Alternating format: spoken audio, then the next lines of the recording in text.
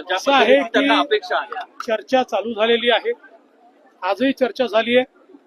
काल सोनम वांगचुक यांनी, आपल्याला कल्पना आहे की त्यांचं जे काही अनशन होतं, उपवास होता, तो त्यांनी सोडलेला आहे, उपोषण सोडलेलं आहे. आज प्रतिनिधींसोबत चर्चा चालू झाली आहे, उद्याही चर्चा होणार आहे.